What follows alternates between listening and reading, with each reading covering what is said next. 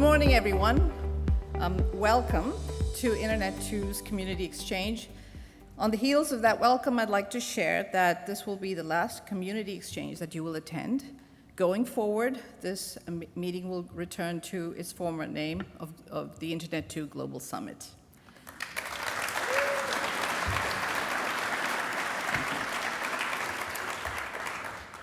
So this year marks 30 years in the making of Internet2. And every great story begins with a bold idea. Internet2 began in Chicago. It was October 1, 1996, the dawn of the dot-com era, a moment crackling with possibility. The commercial internet was expanding at breathtaking speed, but a group of visionary leaders saw something the market could not build on its own. A network worthy of the world's greatest research and education institutions. 34 university leaders gathered at the Chicago O'Hare Hilton with a shared conviction. The American research and education deserved infrastructure that could match the ambitions of its scholars. From that meeting, Internet2 was born. It was a fitting birthplace. Chicago has always been a city that builds things meant to last. It gave the world the modern skyscraper, reimagined the blues, and time and again proved that transformative ideas, when met with courage and collaboration, can reshape civilization. The founders of Internet2 carried that same spirit into the room. Within months, momentum was already building. By January 1997, the first Internet2 member meeting convened in San Francisco, and the organization had grown to over 100 research universities, with Cisco signing on as its first industry partner. The community was growing, and it was just getting started. In 1998, Internet2 had its coming out moment. The Abilene Network was unveiled at the White House by Vice President Al Gore and Internet pioneer Vint Cerf, a high-performance research backbone made possible through partnerships with Quest, Cisco, and Nortel. It was infrastructure with a mission, to keep American research at the frontier. What began as a single 10 gigabits per second national link has since evolved through multiple generations to 100 gigabits per second, then 400 gigabits per second across 12,000 miles of community-owned fiber, and now eyes a seventh generation targeting native 800 gigabits per second and beyond. The numbers tell one story. The mission tells a better one. Keep America's researchers and educators connected to each other and to the world over infrastructure worthy of the work being done on it. But Internet2 was never just a network. It was a platform for trust, collaboration, and innovation. In 1998, the Internet2 Middleware Initiative began laying the groundwork for something quite revolutionary, a unified framework for identity, security, and access across universities. By 2004, that gave birth to InCommon, the nation's first trust federation, linking universities and resource providers while preserving user privacy. Today, InCommon connects over 1,000 organizations, providing secure access to more than 6,000 services. It is the invisible handshake that makes seamless, secure collaboration across institutions possible. Meanwhile, an idea born in Europe was finding its way across the Atlantic, EduRoam, a roaming network access service launched in 2002, quietly transformed how students, faculty, and researchers connect when away from their home computers. Today, EduRoam boasts over 44,000 hotspots across the United States, serves more than 1,200 higher education institutions, and in 2025 alone, performed over 8 billion authentications worldwide. 8 billion. That's infrastructure of trust working invisibly at scale. Innovation at Internet2 has always followed need. When cloud computing reshaped higher education, Internet2 launched Net Plus Cloud Services in 2011, evolving from a procurement initiative into a comprehensive enablement program, now serving nearly 600 institutions. When equity in research infrastructure demanded attention, Internet2 supported the minority-serving cyber infrastructure consortium, directly strengthening the cyber infrastructure of historically Black colleges and universities, tribal colleges and universities, and other minority-serving institutions across the country. Partnerships drive our community forward. For over 3 decades, our collaboration with ESNet has united 2 national networks with one shared mission: advancing scientific discovery. We look forward to strengthening our partnership with ESNet going forward. Together with 46 regional and state research and education networks, Internet2 connects every campus, lab, and classroom, while reaching beyond academia through our community anchor program to schools, libraries, and public institutions. Our 61 industry partners like Cisco, Lumen, and Sienna bring innovation, investment, and vision to every generation of infrastructure. Across borders, we work with global REN communities, embracing collaboration as the foundation for progress and possibility. And what artificial intelligence emerged as the defining infrastructure challenge of our era, Internet2 answered. In 2025, Internet2 designed and deployed a 138 terabit per second network spanning more than 3,400 kilometers, roughly 70 times the capacity of the existing internet network, to support distributed AI model training across multiple hyperscalers. It stands among the highest capacity dedicated connections ever built for AI research infrastructure. Built for a public benefit corporation focused on AI safety and actively collaborating with Internet2 university members, it operates independently from our production, research and education network, underscoring Internet2's ability to deliver hyperscale infrastructure for cutting-edge AI research. Most recently, as the world celebrates the landmark achievement of the Artemis II mission, Internet2 welcomed the Interplanetary Networking Special Interest Group, IPNSIG, founded in 1998 by Vint Cerf and researchers within academia, NASA, and JPL, as its newest member. IPNSIG is advancing the bundle protocol that will one day power communication across deep space, simulating the conditions of the solar system internet right here on Earth. The Bundlebone project is being stood up as a dedicated high-capacity backbone anchored at 6 Internet2 core sites to develop, test, and teach the bundle protocol at scale. 30 years, one founding conviction, countless chapters written in partnership with the most ambitious research and education community. Today, Internet2 connects more than 345 universities, 61 industry collaborators, 46 regional networks, 34 federal agencies, and national REN partners across more than 100 countries, a community of over 80,000 anchor institutions united by a belief that shared infrastructure built together can change the world. The next chapter is ours to write, and let's step boldly into the future. This milestone year feels less like a date on the calendar and more like a chapter break, a page where the plot twists and the world around us is rewritten in real time. Powerful forces are pressing in on every side.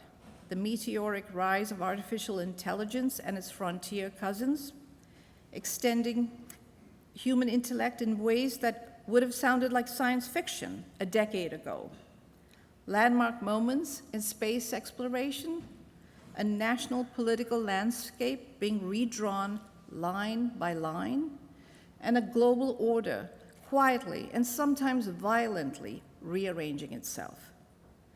Together, they are not just shaping our story, they are shaping the stage on which that story unfolds. This morning, I would like to set the scene for our conversations with a wide-angle view of the technology landscape in 2026 and what might lie just beyond the horizon. Think of it as opening the next volume of the Internet2 saga, a new strategic plan, a new chapter, a renewed sense of purpose in how we serve the research and education community. As once experimental technologies mature and converge, we are stepping into a new era of capability, one that changes how we teach, how we discover, how we connect, and ultimately how we imagine the future. This is a rare kind of moment, a moment to reach, not retreat, to design the future we want instead of inheriting the one we are given. Artificial intelligence is no longer a distant rumor humming in the background of our work. It is in the room with us, writing code, grading assignments, designing experiments, and helping us see patterns we could not see alone. What began as a proof of concept has become a proof of impact challenge. The question is no longer, can AI do it? The answer to that is increasingly yes. The questions now are, should it, how, and to what end? Our real work is to learn how to harness AI to advance our missions, measure its true value, govern it with wisdom, and scale it with care. For Internet2, that means asking, with urgency and imagination, how our infrastructure and services must grow, adapt, and strengthen to meet the escalating needs of the research and education community. With this new terrain, agentic AI is beginning to tug at some of our deepest assumptions about trust and identity. These autonomous agents do not simply answer questions, they act, they coordinate, and they decide at speeds and scales that humans simply cannot match. They will need a fabric of identity, discovery, and secure communication that is as robust as any system we have ever built. We are already seeing the outlines, emerging agent registries, new naming and discovery systems, and standards bodies sketching proposals for how these entities will find and recognize one another. This is not a theoretical exercise. It is a frontier forming right now, and it is one where our community is uniquely positioned to contribute insight, stewardship, and backbone. The cybersecurity landscape, meanwhile, is being torn open and rewoven at the same time. On the one hand, AI gives us something we have long dreamed of, the ability to move from reacting to yesterday's attack to anticipating tomorrow's. We can imagine trusted, secure, agentic AI working on our behalf, hunting anomalies, closing gaps, and hardening defenses in near real time. On the other hand, those same capabilities are in the hands of our adversaries. Agentic AI is supercharging every facet of the threat environment. Malware can already conjure thousands of domains in the blink of an eye. Now generative systems are teaching it to adapt, to learn, to become more elusive with every failed attempt. We are stepping into an era of threats that evolve like living organisms, and our defenses must become just as agile. All of this is happening against the backdrop of a governance and regulatory machine that is straining to keep up. The pace of large language model innovation has snapped the old rhythm of build, deploy, regulate in half. New ideas for managing identity, trust, and security for AI agents appear almost weekly, yet our frameworks for oversight and accountability feel rooted in a slower age. The AI train has not just left the station, it is a bullet train. And if we are honest, too often we're still standing on the platform in a steam locomotive. Closing that gap is not a philosophical question, it is a practical imperative, we need to move faster, not recklessly, but deliberately and in concert. Then there is the quiet, relentless issue humming beneath it all: energy. Modern AI does not run on magic, it runs on megawatts. Training a single state-of-the-art model can consume as much power as a small city, and that is only the beginning of its lifetime cost. As AI becomes woven into everything from classrooms to laboratories to national infrastructure, our energy systems, policies, and architectures will have to change with it. This is rapidly becoming one of the defining pressures on the technology landscape. If we want an AI-enabled future that is not only powerful but sustainable, we must help shape the energy story too. Just beyond the bright glare of AI, another frontier is quietly coming into focus: quantum technologies. Quantum computing and quantum communication are still, for most of us, glimpses into the near future: experimental, constrained, and early. Quantum key distribution is just starting to take small commercial steps. General-purpose quantum computers remain pre-commercial, mostly confined to pilots and proofs of concept. And yet we know how this part of the story goes once the technology matures. Algorithms, like Shor's algorithm, have the potential to punch straight through the RSA encryption that underpins so much of today's digital trust. That future is not here yet, but it is close enough that we would be reckless not to prepare. Exploring and beginning to adopt post-quantum cryptography now is the difference between waiting for a storm and quietly building the levees before the clouds roll in.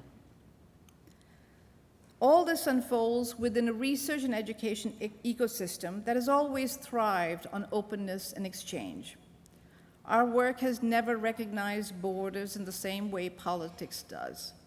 We collaborate across continents, follow questions wherever they lead, and build global communities around shared curiosity. Yet, the world order is shifting. Nations are reasserting the importance of technology sovereignty, sharpening their focus on who controls critical infrastructure and where data can and cannot go. Our challenge is to hold two truths at once: that nations will seek a tighter control, and that science and education require porous boundaries to flourish. The answer lies in building resilient, interoperable infrastructure and deep federated partnerships that allow universities and research institutions to keep working together, even as the geopolitical weather changes. In this environment, collaboration is not a luxury. It is the foundation of a truly global R&E ecosystem. Colleagues, this is the Internet story as I see it today.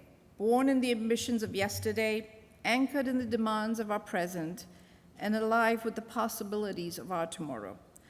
I offer these reflections not as a final word, but as an opening line, an invitation for you to bring your own expertise, your own imagination to the work of co-authoring our next chapter, our community-crafted strategic plan for this enterprise we all steward together. Thank you for listening and for the part you play in writing what comes next. I look forward to our future together.